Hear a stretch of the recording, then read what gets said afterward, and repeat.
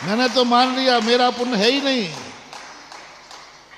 मैंने तो कल कह दिया मेरे पास निर्यापक बनने की मेरे पास पुण्य नहीं था, नहीं था मेरे पास। सही कह रहा हूं, मुनि बनने लायक पुण्य था। मेरा इतना पुण्य तो था कि मुझे आचार्य महाराज जैसे गुरु मिले। लेकिन आचार्य को पाने के लिए निर्यापक बनना कोई जरूरी नहीं है।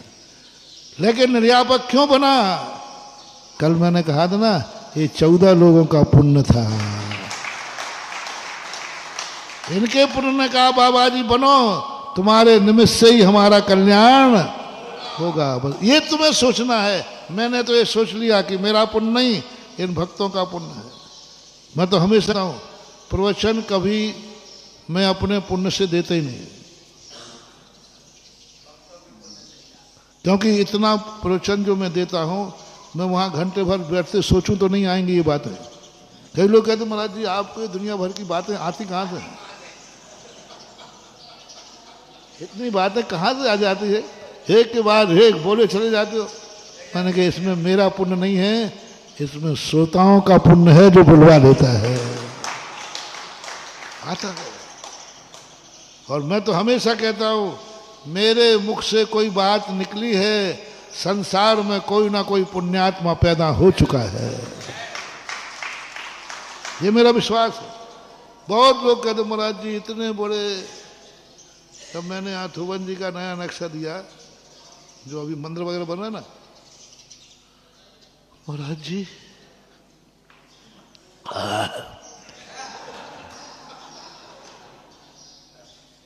एक अरब की योजना रख दी महाराज जी। अशोकनगर में, अशोकनगर वाले,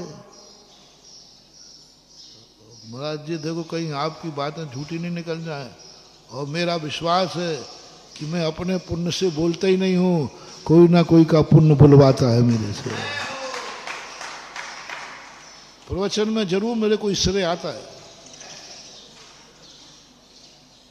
लोगों के भूत आते हैं, हमें भक्त आते हैं। दुनिया के सिरे भूत आते हैं, उनको झाड़ा जाता है, हमारे सिरे भक्त का पुण्य आता है, जिसे झाड़ने की जरूरत नहीं। और मैंने कहा कि मेरे मन में ये भाव क्यों आया। नारेली में एक दिन खड़ा था, तो मेरे दीवार में पहाड़ पे देख रहा था, तो मुझे 72 जिनालय दिखे। तो मैंने कहा कि ये कहीं शेख चिल्ली की कथा तो नहीं, मेरे लिए 72 जिनालय क्यों दिखे? दिखे हैं तो जरूर कोई ना कोई बात है इसमें। बस कमेटी की बात की, मैंने कहा आज, बोले महाराज जी ये 24 ही ठीक हैं, ये 24 ही बड़ी मुश्किल से पूरे कर पाए हैं। बोले महाराज जी हमारे पास कोई बजट नहीं है। मैंने कहा नहीं, कोई तो मुझसे बुलवा रहा है, कोई तो मेरे से बुलवा रहा है। मैंने प्रवचन में रखा, प्रवचन पूरा नहीं हो पाया और 72 नाम आ गए। कोई तो बुलवा रहा है, कोई ना कोई बुलवा रहा है, अन्यथा ये बात आती नहीं। कोई ना, वो किसका पुण्य है? श्रावक का। अब तुम्हें जितनी बद्दुआ देना हो उसे दे डालो। हम तो जो है तो हमने तो अपना पलड़ा तुम्हारे खाते झाड़ दिया, मेरी कोई गलती नहीं। वो एक कभी कभी सम्मेलन कर रहा था, तो थोड़ा सा लोग बोर हो रहे थे, कुछ गलत पढ़ रहा था, कुछ कहीं इसमें अच्छा नहीं लग रहा था। तो एक व्यक्ति डंडा लेके उठा, तो बोले भैया डंडा लेके क्यों आ रहे हो? बोले आपको कोई विकल्प नहीं, करो आप तो कविता करो, मैं तो उसको ढूंढ रहा हूं जिसने आपको बुलाया है। इसलिए भैया सबसे मेरा कहना है, कभी मेरी बात बुरी लगे, मेरी बात भार लगे, तो मेरी कोई गलती नहीं, तुम उसको वो जिसके पुण्य से मेरे मुंह से निकल रहा है। और यही परिणाम है कि आज तक कोई का वचन इस माइक से बोला है, खाली क्योंकि पुण्य है, कोई ना कोई पुण्य है। बस आपको इतना भर मानना है कि महाराज जो बोल रहे हैं मेरे पुण्य के से बोल रहे हैं। महाराज यहाँ आए, मेरे पुण्य से आए, देखो महाराज आ गए तो मेरे हाथ से मंदिर बन गया, नहीं तो मैं बताओ जिंदगी में कभी भावना वायु के मंदिर बना पाऊंगा।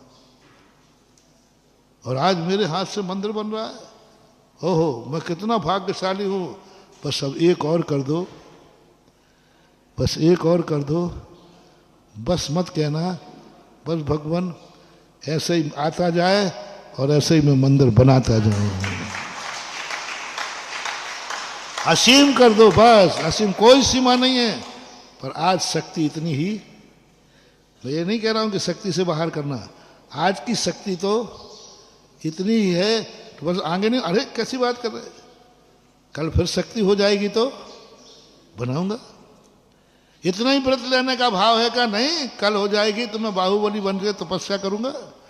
मैंने अपनी तपस्या को विराम नहीं दिया है, बस मैंने हो गया, मैंने मुनि व्रत पालन कर लिया, सब कर लिया, बस नहीं, दरवाजा खुला है।